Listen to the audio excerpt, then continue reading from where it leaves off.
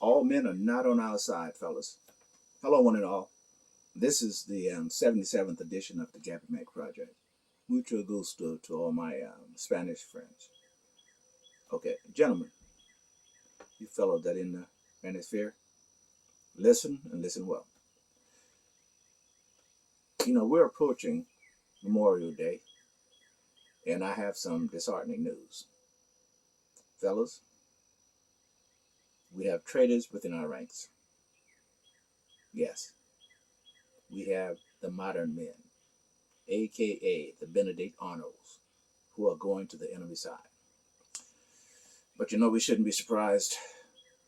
I mean, let's look at history. Even during biblical times, Christ had his Judas.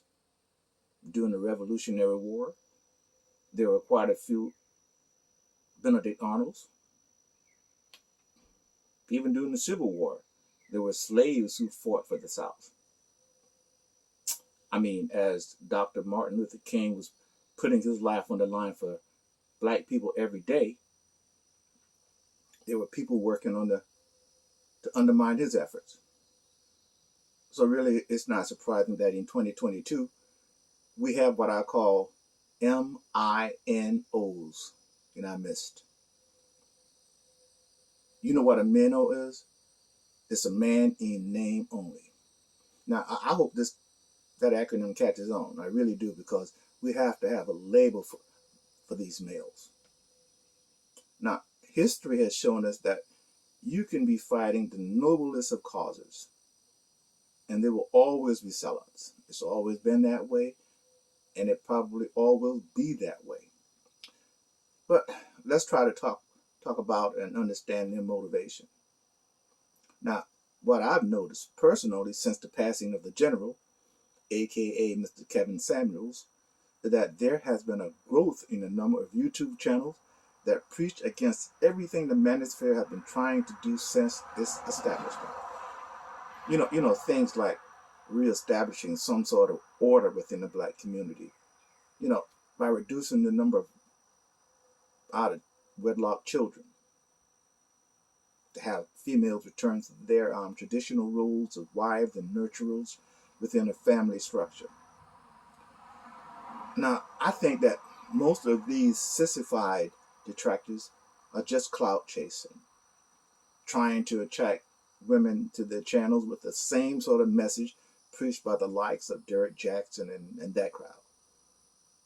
And let's be honest, some of them are just chasing money, telling people what they want to hear, telling women what they want to hear. But maybe I'm wrong. Maybe they have always been part of the opposition. Who really knows what's in a person's heart? Now, I've listened to a few of their shows, and to be quite frank, they sound like women. Now, I'm not going to be here long, but I just want to put it out there. Fellas, be on guard. But don't retreat. Don't surrender. Because over the next few months, feminists and their minos are going to do everything in their power to test your resolve. They are going to use every tool in their arsenal to wear you down. But you have to remain resolute. Stand tall. Shoulder square. Remember your goal. Your mission is and has always been to make the black community stronger and better. Now, because General Samuels was a force to be reckoned with, in his resolute belief in his message, most of the detractor voices were pretty muted.